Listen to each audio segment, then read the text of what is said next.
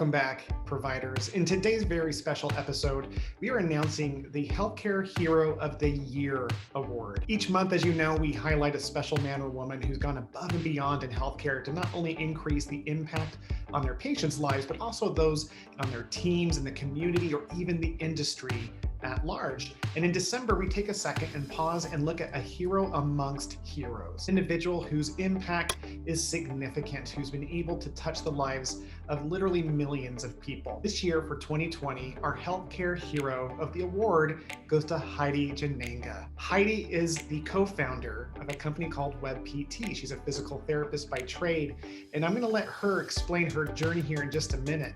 But before we get further into this award, I wanted you to hear about Heidi from the people who would know her best, her team. If I had to describe Heidi's leadership style, especially going back over the last 11 years that I've been working with her, it's no question that she leads by example, right? And, just the hard work that she's demonstrated as a early employee, I couldn't help but follow her. But really, she still knows where she comes from, which is she's a physical therapist.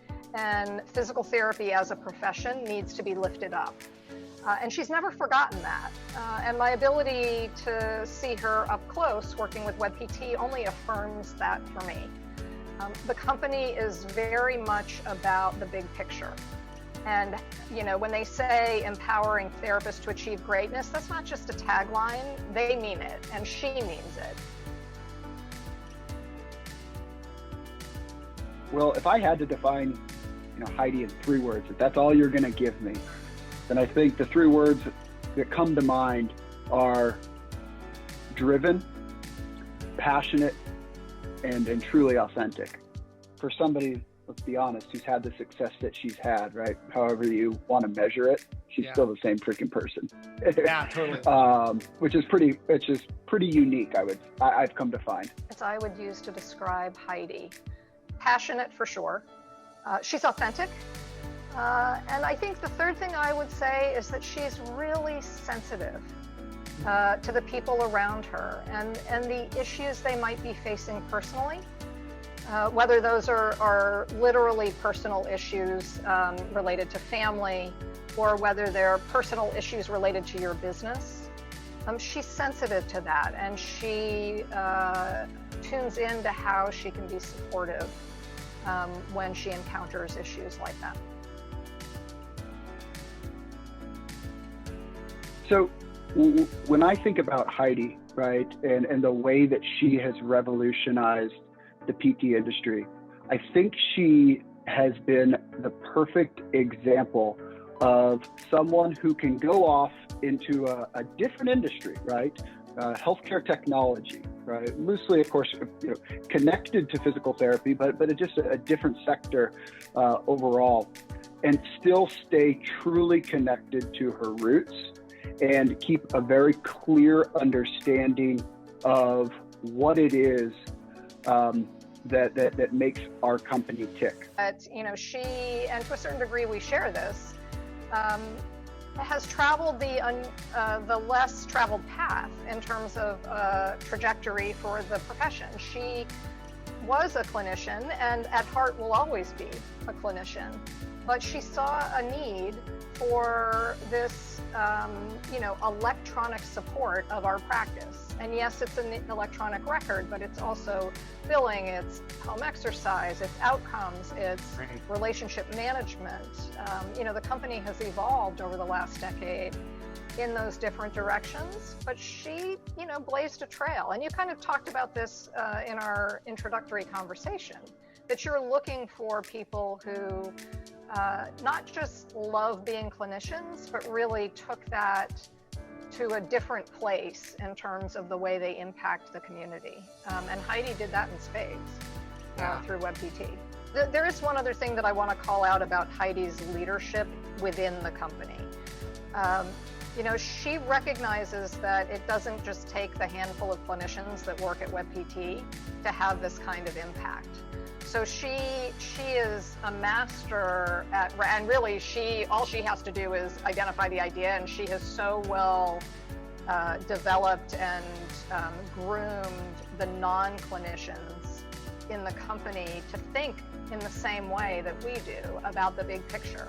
So that gets manifest in things like sending letters to Congress about the pending 9% cut that's in the proposed rule, and contacting your individual congressman. Well, our WebPT team members are constituents. They have a vote. Get out there and influence. And, all she has to do is point, and they're like, absolutely. I mean, no kidding. It's just they are all in. And our Slack channel is full of, I did that. I responded. I sent my letter. I commented on the CMS proposed rule. I mean, that's like dry, watch the paint dry stuff to do. But they did it. They went in. Get out and vote at all. This, yesterday, all about how to do that successfully, how to do it early. All of that comes from Heidi originally and to this day. But what's different than 10 years ago is that she has so well ingrained that belief and that attitude in the culture that really what she just has to do is call out the issues, and the team just runs with it. All right. Well, guys, welcome. We're so excited to have Heidi Janenga here with us on the channel. She is the 2020 Healthcare Hero Award winner. Heidi, welcome to the channel. How are you doing today? I'm doing so great. Well, thank you so much for having me. And this is just an honor to be here and to receive this award. Yes, it wasn't a hard person to come up with, Heidi. This award was created to help inspire people, to put a spotlight on individuals such as yourself, brave men and women who've gone on as healthcare providers to do something large. I want people to see people like you and be inspired to go do something in their own world to help increase their impact, not just as a provider for their patients, but their community and the industry. And so just to get started, would you mind introducing yourself a little bit? And let's go into your story about, how you got started. Sure. So I am the product of two immigrant parents. My dad was Austrian. He came here from Austria in Europe, became a naturalized citizen, worked on merchant marine ships for like 10 years, and then ended up in Hawaii, where he met my mom, who was first generation Japanese, born in Hawaii. And not really any entrepreneurial roots as far as my parents go. My mom was a school teacher. My dad worked for the U.S. Department of Agriculture for his entire life. Wow. So no sort of seeds necessarily planted, although as I think about them as risk takers and coming to this country and leaving their families and all that kind of stuff, there's a lot of some of the attributes of an entrepreneur in them. I was an athlete. I grew up in Winter Park, Florida, just outside of Orlando. Was an athlete playing multiple sports, but really loved basketball, where I was lucky enough to get a scholarship to play at the University of California, Davis, where I played for 4 years. Wow. I entered UC Davis as a pre-med student, one of the premier medical schools in the country, and was on my way until my junior year. I actually went down with a knee injury while playing in a game. They did an MRI and it was inconclusive. They thought I had torn my ACL because I had some laxity, but it wasn't enough to warrant going under the knife. So they sent me to PT. And at that point, I was really unfamiliar with physical therapy. I'd been in the training room a lot, of course. But I had an amazing physical therapist that actually got me back to playing that year, wearing a brace. And then my senior year, I actually went on to play with no brace and started and set records, and it did a lot of fun stuff. And I really got intrigued by the profession. So I started to learn more and ended up changing my major and going on to PT school and became a physical therapist. Wow. With the sort of goal of becoming a sports physical therapist, which I did. And I worked in multiple outpatient physical therapy offices and landed in Phoenix, Arizona, where I started my career really as a sports PT. got to work with a company called Physiotherapy Associates, where I quickly moved up the ranks, and was able to work with college athletes, professional athletes, and then ultimately became clinic director of one of the largest sports medicine practices in the country. And it's really there where as I, worked my way up in the business side of PT, where I really started to understand more about running a practice. And so, one of our biggest expenses after being a clinic director for quite a long time and trying to maintain a bottom line was our transcription and dictation. And we're talking now about 2006. And so in trying to minimize those costs, I knew that a lot of our referring physicians had started utilizing some sort of digital platform to do their documentation. So I thought there had to be something out there for PTs too. I took a look at what was out there, and it was clunky. It was server-based, meaning I had to use it only on my one computer, and it definitely was not PT specific. So I partnered up with a software engineer, and we built something that originally was just supposed to be for my practice. And after we got a little interest from my colleagues around the area, who started using the platform as well and was giving us very positive feedback, we found that 80% of physical therapists were also documenting on pen and paper. And essentially, the problem that I was having in my practice was ubiquitous throughout the industry. And so light bulb goes off in 2008, and we decide to launch the company. We launched the company in February of 2008. I continued to practice as a clinic director for another year.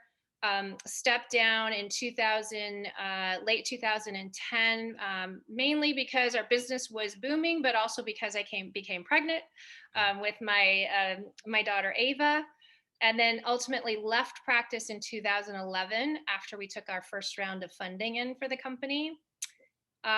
We've run this sort of entrepreneurial playbook, if you will. We've taken 3 rounds of funding in, starting with an angel round in late 2010, and then a venture capital round in 2014, and then ultimately a private equity round last year in 2019. So if you fast forward to where we are today, as a company in 2020, through this 12-year period, we have become the largest electronic health record used in the rehab therapy industry. We have just shy of 40% market share, which equates to about 85,000 users, 15,000 practices using our platform every single day. And it's just been a tremendous, tremendous ride. Not often are you able as a provider to sort of transition into this larger role to have this amount of impact on your own industry. So I still have to pitch myself every once in a while, Will, when I tell the story and just, share, what's transpired with this journey over the last 15 years. It's been incredible. Yeah, I honestly have chills hearing what you just described, and that a very well told, efficient timeline. And, I think what's inspiring about that is that there wasn't this vision that you had when you started going to college sports of owning a company that could be argued as the largest physical therapy in the industry of physical therapy company in the world, right? Like you started this idea of just following your passion, and really, something that I always have wanted to ask you is, what was it about physical therapy? You're a sports athlete, clearly competitive. You and I haven't known each other very long, but I can get a sense that you're somebody who's like, I'm going to go do this. And, you're in this position as a athlete, and you're successful at that. And then you get injured. What was it about physical therapy that called to you specifically? I've always had this innate leadership and wanting to help people part of me. And to be honest, that therapist really inspired me to want to pay it forward for what she had done for me, that I would then have potentially the ability to do for others, other athletes, other people in general. I mean, I really thought that my career as an athlete was over. And at that point in time, I mean, I was living and breathing Hmm. being an athlete and playing basketball. And what she was able to accomplish for me just inspired me so much to then want to take that on as my profession. Yeah. And, what I hear is a theme around like being reborn, the way that we end up as human beings defining our reality and having those ideas shattered. And then from that place of setback, seeing an opportunity emerge. In this case, being, identifying yourself as a sports athlete at a collegiate level, and then having the setback turn you into a direction that it's hard not to look backwards now, I'm sure, and think, yeah, this is all part of some master plan, because look where you are. And I think, I think about that transition as you went from being a leader in physical therapy as a clinical director into starting and being a part of this new company.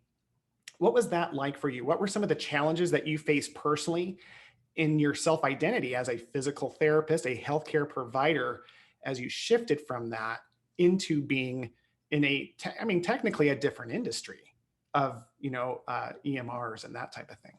Sure. Honestly, Will, it was probably one of the hardest points in time in my life, actually, in my Hmm. personal, at least my professional career. Um, I similarly to when I went down with that injury as a basketball player, I had to make a decision of leaving a career that I'd been sort of honing for 15 years, in which I was kind of at the top of my game, similar to what you talked about. We had actually when at UC Davis, we had made the Sweet 16 that year Wow. that I got injured, and so we kind of had this challenge to ourselves that yes, we can come back and we're going to do better. And so I had reached the top of my game as a therapist. I was doing all of the things. I checked all the boxes that I had set for myself from a professional goals perspective. And to leave that behind, to go jump into a career in technology, which at the time, Will, I mean, I Heidi and technology were not used in the same sentence very often at all, if not to be a joke, right? And so, I mean, I'm kind of a typical therapist. I see this all the time now as Yeah. we help more and more people make this transition into utilizing more technology in their practice today. And it's just, innately not something, I mean, obviously, this next generation has much more exposure and experience with technology. And so they just expect it. But back in 2008 and 2010, like this was all new Mm. to the industry, and it was really disruptive. And so it was very, very difficult for me to take that leap of faith. But what really the epiphany for me was getting back to the roots of what we just talked about, of why I became a physical therapist, because I loved helping people. And when I really understood and grasped onto and thought and challenged myself to think bigger, Mm. to understand that with what I was doing, I had the potential to not only help the patients that were in my community, but to help my peers and their patients, Mm. and perhaps, patients globally, right? That Yeah. it's just allowing my brain to think bigger. And once I sort of got to understand that, um, I was willing to take that leap without question and move forward. But it was a good, 9 months. And actually, I think part of it was also very hard. I was making a lot of transitions. Not only was I transitioning out of PT, I was also becoming a mom for the first time Mm. at just over the age of 40. And so there was like these giant changes that were happening in my life, all at the same time, that were just converging on each other. And so change isn't always necessarily something I'm super good at. I think I've gotten a lot better at adapting to change, but mainly because of these incidents. But transitioning into a whole different life, a whole different lifestyle, in technology, things keep going. Like defining what done is really difficult sometimes. Sure. And then as a PT, you get, you have your patient load and you see all your patients that day, and you finish all your documentation and close up the books and off you go. And the next day it's a whole new day, a whole new set of patients, right? And so checking all the boxes for one day never really happens in technology very often. And so there's just lots of transitions in nomenclature, language, the people that you work with.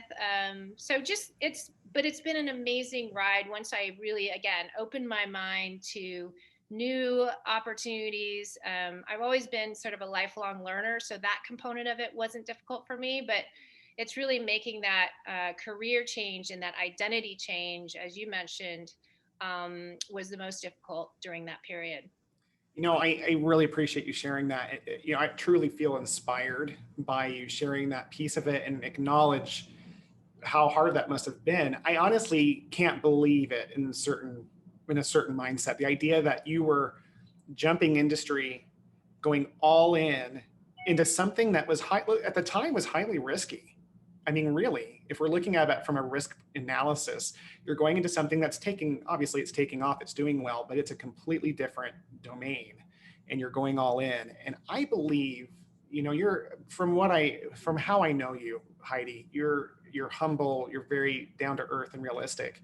So I say this from a place of recognizing it's going to make you feel highly uncomfortable. But what makes you a hero to me is how you've been able to look at those moments in your life, those defining moments of setback, and charge forward with faith in yourself.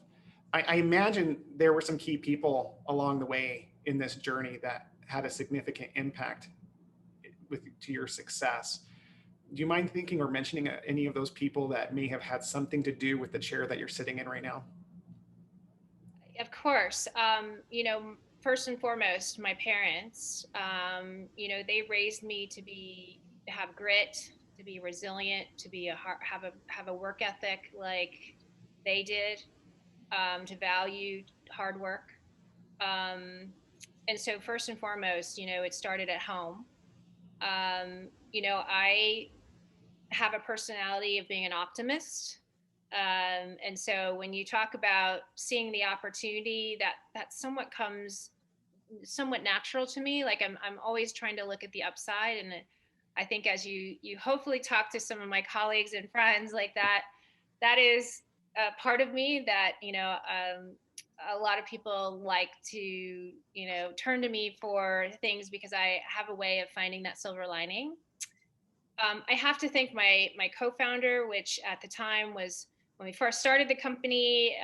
He was my boyfriend and then became my husband. And unfortunately, the business has survived our marriage, but we have this beautiful daughter who we are co-parenting really well. And so, I have to give him a lot of credit for uncovering more of the risk taker in me, that, I just never really had that part of me challenged as much as he did, because that really was his way of living. He by far had the quintessential entrepreneurial spirit of being a true risk taker, where I feel like I'm more the calculated risk taker. And then, along the way, I've had some amazing PTs who, from being a woman in the sports medicine field, working with, male professional athletes and things like that. Keith Coker, who was the regional director with Physio, who had helped to build this Tempe practice to the level that it was. And then entrusted me with leading the charge after he moved up ranks. Having people around you that truly believe in what you're doing and help to push you, mentors, leaders who sponsor you. I like saying sponsor versus just mentor, because you're advocates. And Keith was one of those for me that really helped me in my professional career. And then also just was so supportive as the idea of what PT came along, during the time that I was, working as a clinic director, obviously it could be very distracting, and he supported my sort of entrepreneurial side hustle, if you will, at the time, and still is just a good advocate and great friend today. Well, it goes to prove great people have great people behind them, loving and supporting them. And I love that phrase, sponsoring as a mentor. I'm sure you've had the opportunity to do that. And you mentioned something that I would like to dive a little bit deeper into.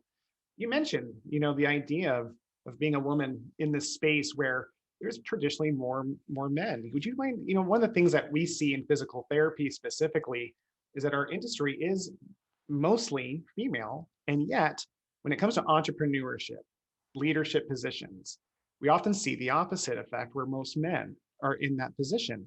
Why do you think that is? Well, if you look at the numbers, I think it's somewhere around 70% of PTs are women. That leaves 30% male. But then when you look at private practice ownership, those numbers flip on its head, where it's about 30% of women own businesses and 70% of men are owners. And so, it's not necessarily specifically unique to PT industry, but if we look at it from our lens, there's a lot of flexibility in our industry for women. If you want to take part-time positions, it allows you to balance, the work responsibilities with family responsibilities. If that's sort of the path that you would like to choose, it's very, it's open to that. I think that in general, if you look at just women leaders, in general, we have some traits that don't necessarily lend to garnering these positions more readily. Of course, there's bias that is out there, but women just don't raise their hands as much to take on additional responsibilities and pursue these senior roles. Sometimes it's through, like I said, bias, because they're mistakenly assumed to not be qualified. It sometimes can be intimidating to women when the only leaders that you see are men. And so how do you approach having that mentorship when, a male-female relationship sometimes can be misconstrued or can be difficult to develop? We've actually done a lot of research because this is a big issue, and we host a annual survey. We call it the State of Rehab Therapy Industry Report. We've done it now for, I think this is going to be our 5th year. And we've asked a lot of questions around this. And one of the things that we talk about a lot is the gender gap, but also the pay gap within gender equality. And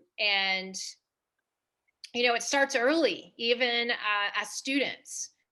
One of the questions that or data that we came up with was that compared to male students, females expect to make less money in their first job after graduation.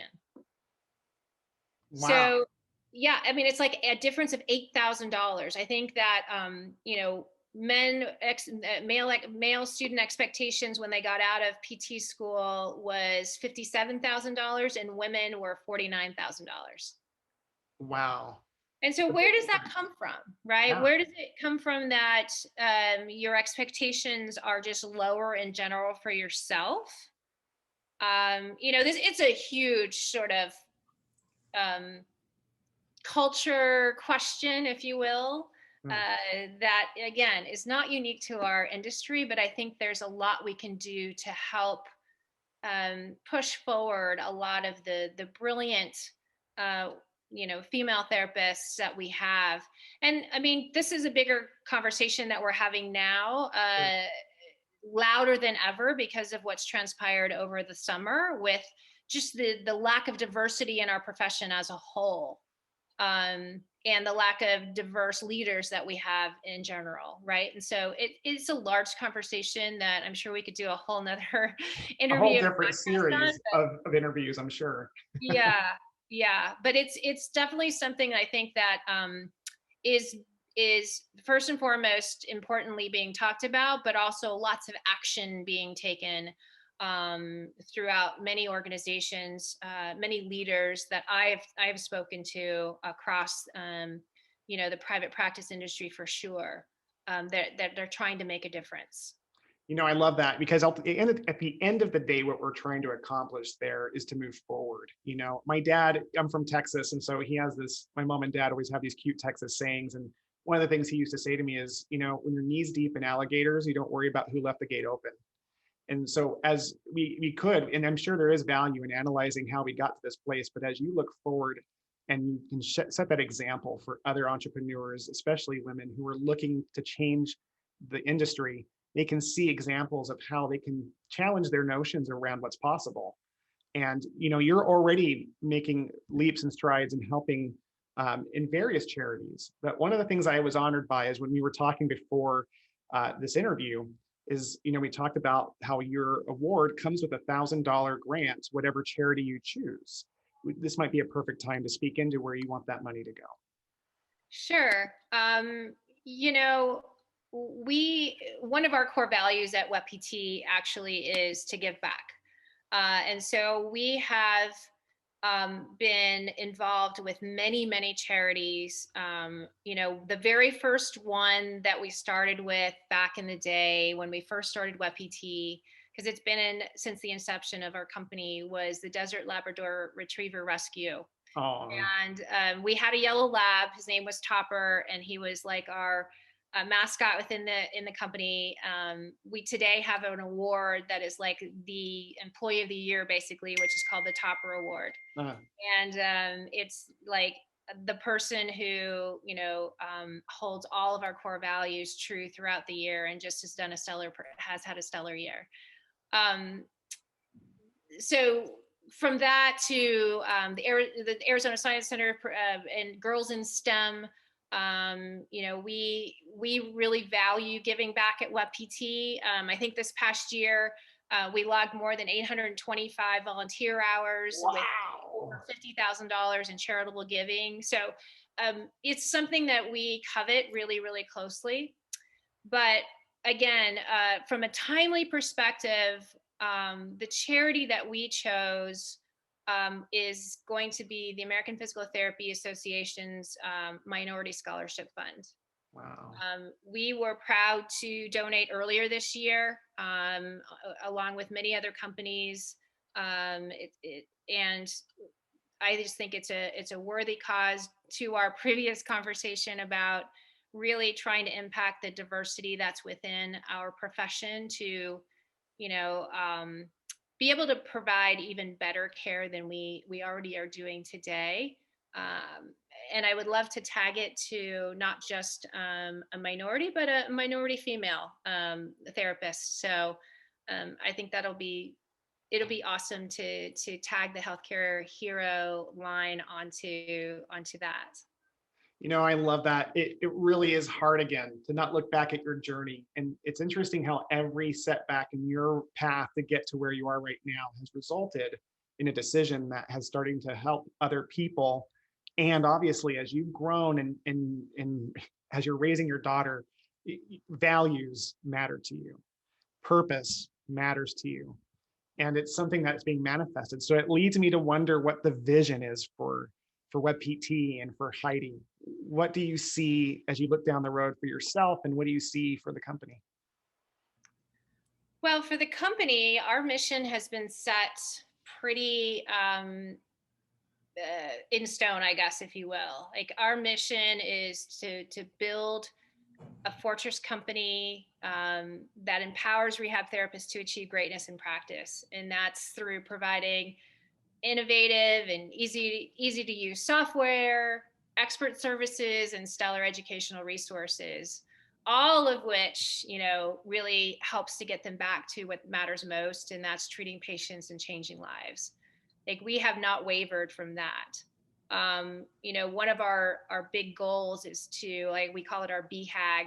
Our big, hairy, audacious goal for the company is to have WebPT in the hands of every rehab therapist and each one of their patients. So it's big and hairy and it's out there, but it speaks to, what we want to accomplish as an organization. One of the other things that we talk about a lot from a vision of physical therapy perspective goes in our ability to continue to disrupt, and not only just from a technology perspective, but from our ability to elevate the entire profession, is to take our true position, if you will, as musculoskeletal experts and leaders and flip the 90% problem. So I'm sure you've hopefully heard about the 90%. We've talked about it a lot. It's out there. That essentially is that 90% of patients with a diagnosis that a physical therapist could be helpful with is not getting to us. So we're all fighting over this 10% of patients that are actually getting to us. And so how do we do that, right? How do we get our brand, our profession more readily known and allowed to increase the volume in which we can provide the value that we know we can? So that's really from a PT vision, web PT vision, and also kind of what I would love to see the industry be able to do and tackle. From my own personal perspective, when I think, legacy is something that is somewhat hard to necessarily think about. I really want to have made a difference in the lives of people around me, whether it's my family, as a loving mom to my daughter, a good role model, a good partner, a loyal friend, inspiring leader to our employees and their families. And I say that specifically because it's not just, we really love the fact that, we incorporate it's the whole person that you have in your office every day, and they have families that are just important to them. To be an authentic local community leader and a disruptive industry advocate. So WebPT is definitely part of my legacy. I've had, this amazing opportunity to disrupt the way rehab therapists think about documentation and how they think about running their business and utilization of technology. And I've really been blessed with an incredible first half of my life. But I still have the second half to go. So I'm That's right. We're just getting started. Heidi, you're just getting. Yeah, how do I look at this next journey moving forward, and what does that entail? So wow. Well, I got to tell you, I have my own ideas of your legacy. The way I've experienced you both before I've had the privilege of knowing you, and in the now that we're friends and seeing you, is there's a legacy that you'll leave through the relationships, of course, that you've made. One centered in caring, in determination, entrepreneurship, and at the end of the day, optimism. Because you are that ray of sunshine, I think, that goes into any room, lights it up. And ultimately, as you continue to develop that second half of your life, I am confident that whatever you create is going to be beneficial for all of us. So Heidi, right now we've spent a lot of time talking about this life journey that you have. As we come to a close, I wonder if you have something to say to a young healthcare individual, a healthcare hero in the making, if you will, a PT entrepreneur. What advice would you give them? What would be one bit of advice? I'm sure you could do podcasts on the advice, and maybe you should. But what would be some advice that you would give someone who's starting out on their journey?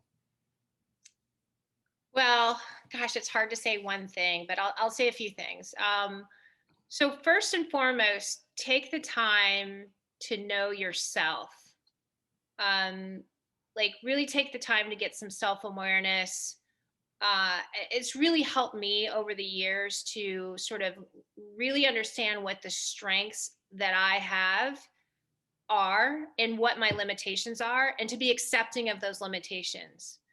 And we all talk about like our strengths and weaknesses, and a lot of times we put a lot of effort into our weaknesses to try to make them better. But I'm not an advocate for that.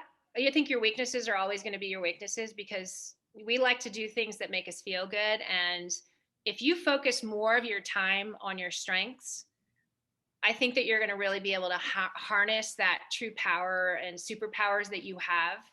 And either find people that their strengths are your weaknesses to surround yourself with.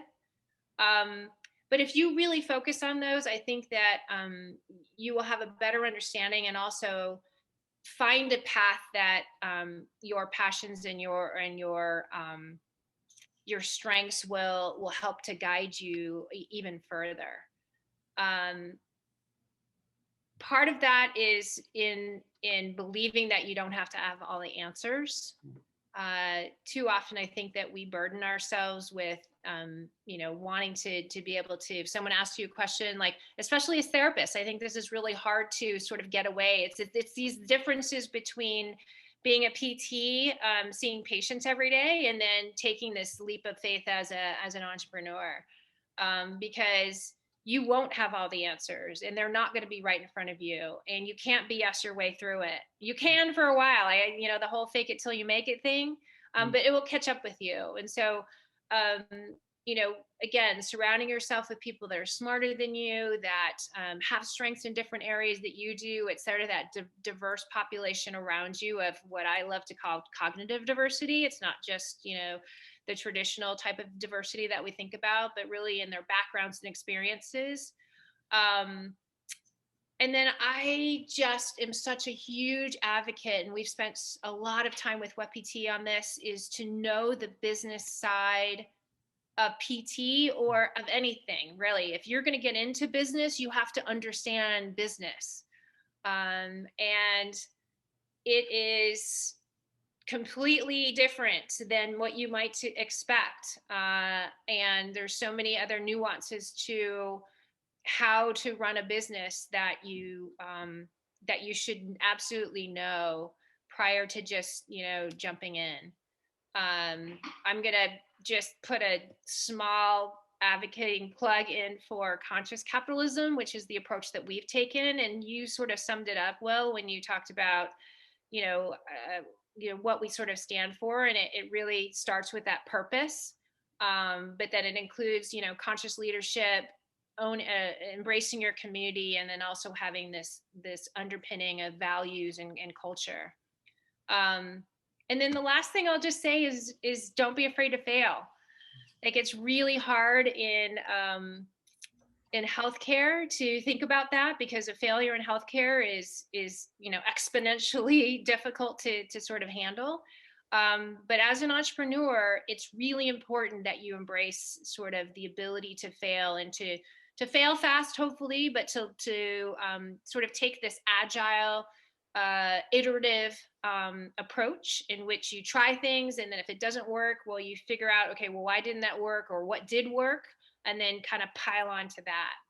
And so, sorry, that was kind of a long answer, because there's so many things I've learned along the way that I love to impart. But I guess at the end of the day, it's getting out of your own way, believing in yourself, knowing yourself, believing in yourself, and follow your passion.